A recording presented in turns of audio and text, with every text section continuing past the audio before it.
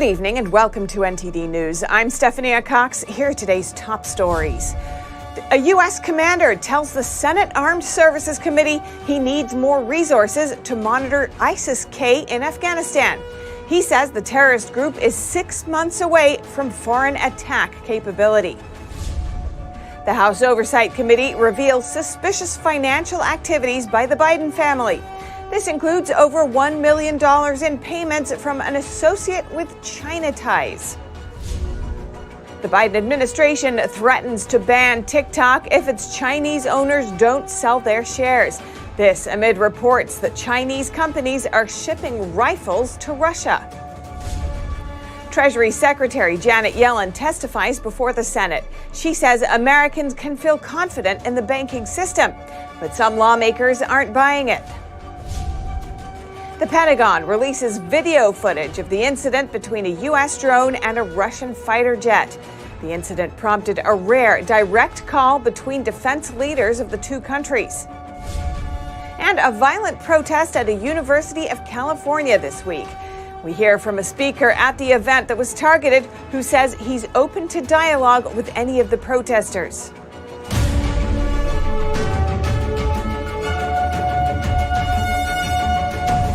A U.S. commander testified today that the ISIS group operating in Afghanistan is capable of conducting an external operation against the U.S. within 6 months. NTD's Arlene Richards brings more details. General Michael Eric Kurilla, commander of U.S. Central Command, on Thursday said that since our troops left Afghanistan, keeping an eye on al-Qaeda and ISIS has become more challenging. In Afghanistan, the Taliban's hold on security is maintained through ideology, continued humanitarian aid, and the persistent abuse of human rights to dissuade unrest. Extremist groups see opportunity, and ISIS-Khorasan grows emboldened, seeking to expand its ranks and inspire, enable, and direct attacks in the region and beyond. In a hearing before the Senate Armed Services Committee, Kurilla warned that the ISIS-Khorasan is building a capability to ultimately strike the American homeland. In April 2021, President Biden said the terrorist threat that the U.S. went to fight in Afghanistan had evolved and dispersed around the globe. He said keeping thousands of U.S. troops there made little sense to him. We cannot continue the cycle of extending or expanding our military presence in Afghanistan, hoping to create ideal conditions for the withdrawal and expecting a different result. It's time to end America's longest war. It's time for American troops to come home. Biden said in August 2021 that the U.S. had the capability to monitor direct threats to the United States and act quickly. But Kurilla said his command is in need of consistent intelligence resources to effectively sustain that capability. When asked how long it would take for ISIS-K to threaten America's homeland, he said this. Specifically ISIS-Khorasan, Senator, it is my commander's estimate that they can do an external operation against U.S. or Western interests abroad in under 6 months with little to no warning. But he added that it is much harder for them to be able to do that against the homeland. Kurilla also discussed China's involvement in the recent Saudi Arabia-Iran agreement. He said in his statement that China seeks to undermine American economic, commercial, and security interests in this part of the world to become the region's leading power. Arlene Richards, NTD News. The Biden family received over $1 million from a business partner linked to China, according to the House Oversight Committee. Chair James Comer is highlighting what they found in the recent probe. The money came from accounts linked to a business associate of Hunter Biden. This is according to financial records that the committee subpoenaed from Bank of America. The associate was part of a joint venture called Sinohawk Holdings, which was meant to be a partner of a Chinese energy firm. He paid the Bidens over a span of 3 months in 2017, shortly after receiving about $3 million from a separate Chinese company. The filings show that at least 3 Biden family members received payments. They include Hunter Biden, the president's brother Jim Biden, and Hallie Biden, who's the widow of the president's late son Beau. There was also an unknown bank account simply labeled Biden. Comer said in a statement, it is unclear what services were provided to obtain this money. And TikTok could soon be banned here in the U.S. That's what the Biden administration is warning if the platform's Chinese owners refuse to give up their share. NTD's Iris Tao has the latest from the White House. A drastic shift in the White House's stance towards TikTok. A spokesperson for the popular app tells Reuters that the Biden administration is now threatening that the platform could face a nationwide ban if its Chinese parent company does not give up its shares. The White House on Thursday would not confirm such reports, but reiterated President Biden's concerns over the app. We've expressed concerns over China's potential use of software platforms that could endanger or threaten America's safety and their national security. So that is the president's concern. That is why we have called on Congress to take action. The Biden administration has been negotiating with the app for 2 years now, trying to reach a solution over data security. But this marks the first time we've heard of a threat of an outright ban. And it comes as the White House is now openly endorsing a bipartisan legislation that could be used to ban the app. We're not going to get ahead of the review, but certainly we, again, support this bipartisan legislation that we're coming. And TikTok, meanwhile, pushes back by saying that a forced sale will not solve the problem. And all eyes will be on Capitol Hill next week as TikTok's CEO is scheduled to testify and face grilling by lawmakers from both sides of the aisle. On another front, customs data obtained by Politico shows Chinese companies are selling rifles and body armor to Russia. In response, White House National Security spokesperson John Kirby tells the Epoch Times that China is still considering sending lethal aid to Russia. Well, we don't think that China has taken lethal assistance off the table, but we haven't seen, firm confirmation that they're moving in that direction. The U.S. and Western allies have repeatedly warned Beijing against doing that. Reporting from the White House, Iris Tao, NTD News. Treasury Secretary Janet Yellen testified before the Senate a week after the second largest bank collapse in U.S. history. The hearing was meant to be about President Biden's budget proposal, but the bank collapse took center stage. NTD's Jason Perry has more. The full faith and credit of the United States. Treasury Secretary Janet Yellen testified on Thursday before the Senate Finance Committee. The purpose was for her to answer questions about President Biden's budget proposal. But the hearing was overshadowed by the recent collapse of Silicon Valley Bank and Signature Bank. Yellen explained how the government responded. First, we worked with the Federal Reserve and FDIC to protect all depositors of the two failed banks. On Monday morning, customers were able to access all of the money in their deposit accounts so they could make payroll and pay the bills. And she added this. I can reassure the members of the committee that our banking system is sound and that Americans can feel confident that their deposits will be there when they need them. Silicon Valley Bank collapsed after depositors rushed to withdraw their money all around the same time, which is also known as a bank run. This reportedly happened after information was shared online about the bank's financial health during a time of slow growth in the tech sector, its main customer base. And after a similar run on New York-based Signature Bank, state regulators ordered it to shut down too.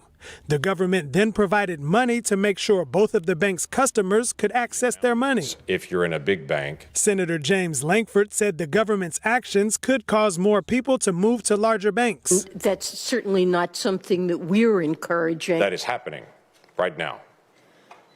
That is happening because depositors are concerned about the bank failures that have happened and whether or not other banks could also No, it's happening because you're fully insured no matter what the amount is. If you're in a big bank, you're not fully insured if you're in a community bank. Well, you're not fully insured. The next bank that was reportedly expected to fall was First Republic after its shares recently dropped by about 70%. But several large banks stepped in on Thursday and provided First Republic with $30 billion in deposits, according to a statement from those banks. Jason Perry, NTD News. Poland pledged today that it would send 4 MiG-29 fighter jets to Ukraine. The move is significant, marking a break from the NATO alliance. Poland's president said the planes would be handed over in the coming days after they're serviced. The 4 fighter jets come from a dozen others that the country inherited from the former German Democratic Republic. Some say Poland's action to supply Ukraine with heavy weapons could put pressure on other member states. The U.S. insisted today that Poland's move would not force Washington's hand. U.S. National Security Council spokesman John Kirby told reporters that Poland's decision doesn't change our calculus with regards to F-16s, referring to the U.S.-built fighter jet. And the Pentagon today released a video showing a Russian jet coming very close to a U.S. military drone, which then crashed into the Black Sea. It's an incident Washington called unsafe and reckless. Declassified video released by the Pentagon shows Tuesday's mid-air incident between a U.S. spy drone and a Russian fighter jet in international airspace over the Black Sea. The Russian aircraft can be seen approaching the American Reaper drone, which operators say they then had to crash into the waters of the Black Sea. The Pentagon said the video was edited by the U.S. military for length, but shows events in sequential order. U.S. officials had earlier described how 2 Russian jets first harried and dumped fuel on the unmanned vehicle before the eventual collision, which is not shown on the released video. The incident prompted a rare direct call between military leaders in Washington and Moscow. I just got off the phone with my Russian counterpart, Minister Shoigu. Defense Secretary Lloyd Austin said he'd spoken with Russia's defense minister. And the United States will continue to fly and to operate wherever international law allows. And it is incumbent upon Russia to operate its military aircraft in a safe and professional manner. U.S. General Mark Milley, the chairman of the Joint Chiefs of Staff, said it was not yet clear whether the collision was intentional or accidental. Russia's defense ministry claimed the American drone was heading toward Russian-held territory, said there was no collision, asserting the drone crashed all on its own. Professor Michael Clark is the former Director General of the Royal United Services Institute in London. The United States have been flying drones in open airspace across the Black Sea, as they're perfectly legally entitled to do. The Russians have been trying to buzz them and disrupt them for months. It was only a matter of time. Despite Russian denials, Clark told Reuters he believes the collision was real, if unintended. This almost certainly, I'm 99% certain, was an accident, pilot error. I mean, the Su-27 pilot who can deliberately and safely fly his plane into the propeller of a Reaper drone hasn't yet been born. So I'm sure it's an accident, and that pilot's very lucky. Russia said it would try to recover the drone wreckage from the sea. General Milley said the waters where the drone splashed down were 4,000 to 5,000 feet deep, making any recovery attempt difficult. He added that measures were taken before the crash to ensure no sensitive information could be gleaned from the wreckage. This week marks 3 years since the beginning of pandemic lockdowns in the U.S. And Florida Governor Ron DeSantis gave a speech today on what he called failed policies from the pandemic. Florida Governor Ron DeSantis said that 3 years after health authorities announced 15 days to slow the spread, many in power are still clinging to some of their failed policies. And Biden's administration is arguing in court now to reimpose the mask mandate on air travel for commercial air travel. I mean, you can't make this up. 3 years later, they want that mandate to be reinstated. And then even just this week, you have the FDA approving bivalent booster shots for babies. In his speech on Thursday, DeSantis highlighted the negative consequences of pandemic lockdowns on Americans. These include failing businesses, poor academic performance, and depression.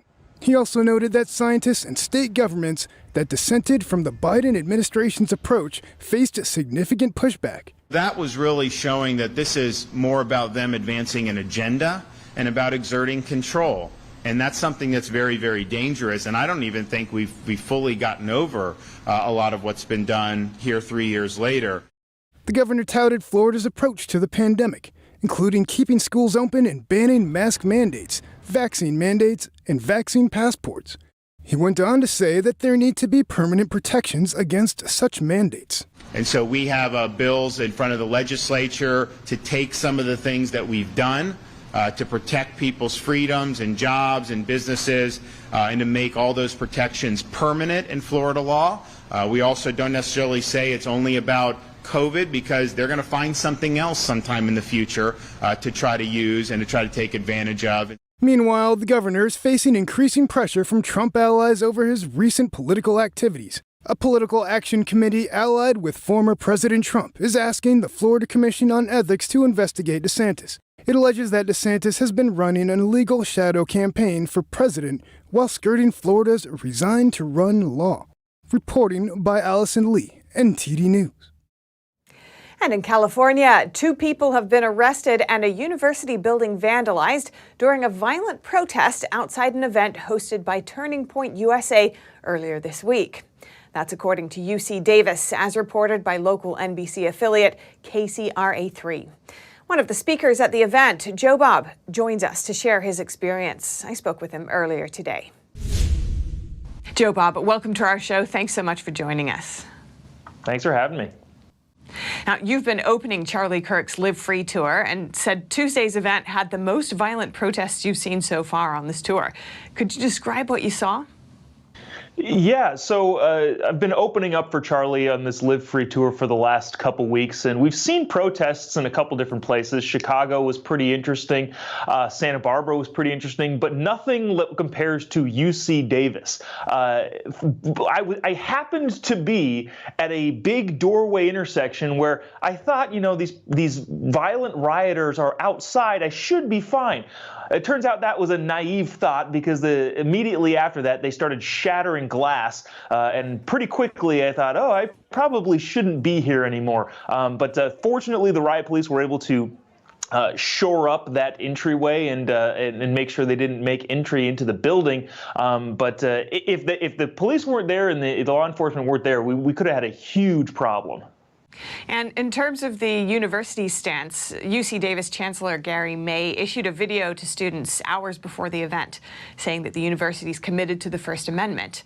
But in that video, May accused Kirk of advocating for violence against transgender individuals, which Kirk denies, and denounced the event in general. What's your response to that video?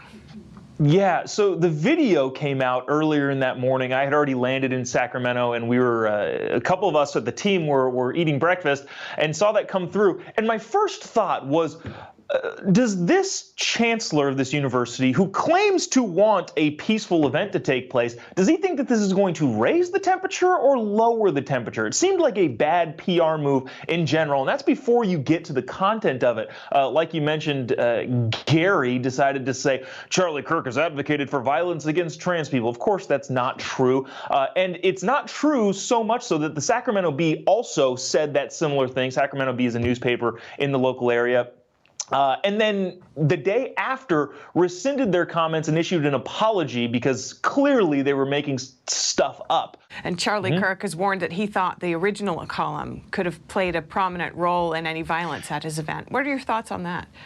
Yeah, and this kind of goes back and echoing the whole idea of the stuff that is being put out through the media, and even in this case through the university, is not helping the situation. If you actually go to one of these Turning Point events, I feel like more people should know this. Not only are you allowed to come inside, this is not a closed event. As long as you register and act orderly, you're allowed to come in regardless of what you think. And if you want to state an opinion that you disagree with Charlie or whoever's up on stage at these events, we will give you a microphone. You are allowed to have a microphone to talk, and if you disagree fervently, you're allowed to come to the front of the line. So all of this, to me, seems like a very open and inclusive event. But when media outlets like the Sacramento Bee, who again has issued an apology, and the university says a bunch of slanderous stuff, yeah, it's going to embolden people to think that these events are something that they are not.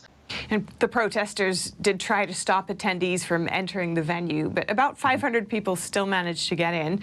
Based on what you've seen, how have attendees responded to the intimidation? You know, I think that there was a time Well, there was a time where, events, this wasn't a thing. There didn't need to be this massive amount of security. And then there was a period of time where, yes, attendees were deterred. Fortunately, we plan for all of this sort of stuff, and the hope is, and what I'm seeing on this tour, is that people are unfazed at this point. But I think people recognize that the truth is super important, and they need to stand up for it. Event attendees are saying enough is enough. We're going to go. And we're going to listen to what we want to hear, and so on and so forth. And finally, Joe Bob, do you have any final thoughts to share with our viewers? Yeah, I mentioned that the fact that anybody can come in, whether you really agree with Charlie, Candace, or myself, or you really, really don't agree. You're allowed to come in. The one thing that I want to do, and Charlie agreed, is sit down and have a conversation with any one of them that are standing outside smashing windows and vandalizing their own university. We just want to have a conversation. And unfortunately, it seems to be the people on the other side of the vandalism side over there. That's the last thing that they want. So we believe in open dialogue. We promote open dialogue, especially inside the events. And I think that should be a trend that the entire country takes, hopefully going forward. But of course, we'll see if that takes hold. Absolutely. Thank you so much, Joe Bob, TPUSA contributor. Really appreciate your time. Thanks so much. And coming up, Los Angeles honors Kobe Bryant by publicly displaying his imprints on the Hollywood Walk of Fame. He was the first athlete to do so. And Wyoming state representatives praise a performance that revives authentic heritage. They say they'll come back to see it again. We have that story after this short break.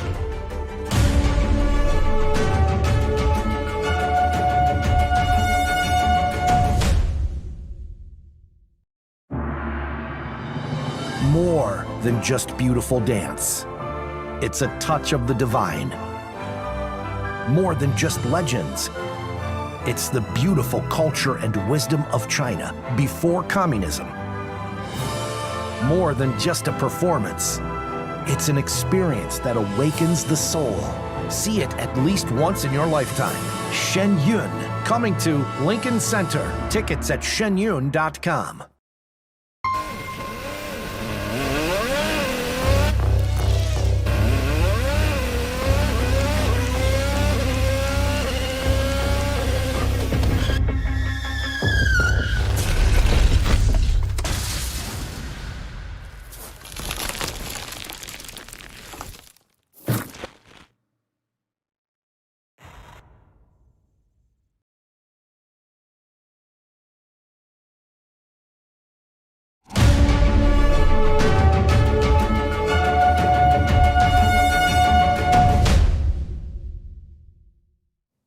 Los Angeles honored the late basketball player Kobe Bryant by displaying his handprints and footprints on the historic Hollywood Walk of Fame. His coach and family were present to participate in the event. Kobe Bryant's handprints and footprints were unveiled in a permanent display in the forecourt of the TCL Chinese Theater. He became the first athlete to have his hands and feet imprinted in cement at the theater in February 2011. Byron Scott, a former professional basketball coach, said he met Bryant at age 18 during a rookie transitional period in Orlando. Scott was Bryant's advisor at the time. I remember sitting down with Kobe on the bench, and I asked him, I said, what do you want to accomplish in the NBA? And he looked me straight in my eye and he said, I want to be one of the greatest ever. And we kind of stared at each other for about 5 seconds, and I looked at him and I said, you will be. I understood at 18 years old this kid's work ethic, his commitment, his dedication to the game, and I knew at that time that he would achieve greatness. From the moment that good fortune and a great trade brought Kobe to us in 1996, he wove his way into the tapestry of this city in a way no sports fan or even non-sports fan will ever forget. Members of Bryant's family also attended. Being a dad of 4 girls is definitely not easy, but despite the NBA and Lakers schedules, he always made sure to support me and my sisters, Gianna, Bianca, and Capri. at our recitals, games, tournaments, and any monumental moment you can think of. Being his daughter is one of the greatest joys in my life, and I hope to continue to embody and cherish the many lessons he has taught me.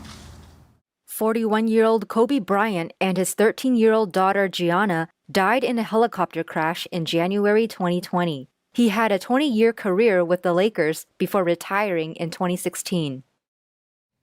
And finally, Shen had 2 performances in Cheyenne this week. Representatives from the cowboy state of Wyoming told NTD that Shen was uplifting, impressive, and beautiful. Several state representatives welcomed Shen Yun Performing Arts to Wyoming from March 14th to 15th. The officials saw a display of classical Chinese dance with a live orchestra at the Cheyenne Civic Center. Absolutely incredible. I was blown away. The amount of skill, I was captivated by one piece of music, and then I didn't even realize I was in the middle of a key change. It was absolutely great. I loved it. Just an absolutely beautiful and divine, for lack of a better word, performance. The orchestra's been great, and how it coordinates with the dance movements. You know, people think it's probably easy to do, but that is so flawless on how those dance rhythms hit exactly with the instrumental notes. And so it has been impressive to, you kind of forget the orchestra's there. Shen Yun's mission is to bring back China's traditional culture. But the Chinese Communist Party has been trying to eradicate China's spiritual heritage and groups of faith such as Falun Dafa, an ancient meditation practice that follows the principles of truth, compassion, forbearance. I connect with those values, and I believe that we need to promote those values on an individual basis to help build the character of each and every one of us here in Wyoming and all across the world. I think it's really powerful and important to connect with your old traditions and to have that some level of religiosity, because it ties in with your culture, certainly the Chinese traditions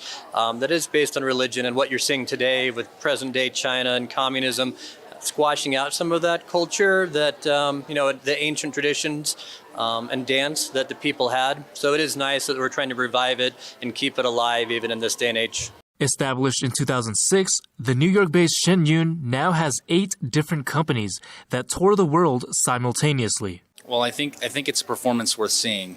I think it shows a side of China that maybe we're not accustomed to in today's world. And so it shows an old China, but a beautiful part of China that I think anyone can benefit from seeing. If Shen Yun comes back to Cheyenne, I will definitely come again and bring more family members and really encourage participation to watch this amazing program. I would have to say that this show is incredibly uplifting, and it reminds us about our values of freedom and independence as we go forward, considering how isolated we've been with COVID-19. This show presents an opportunity for us to come together and enjoy something beautiful. NTD News, Cheyenne, Wyoming. And that's all for today's news. Thanks for tuning in. I'm Stephanie Cox. Good night.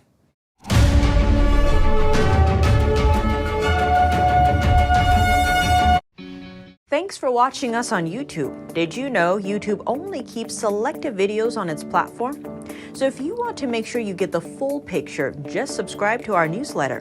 Go to newsletter.ntd.com and sign up. It's free.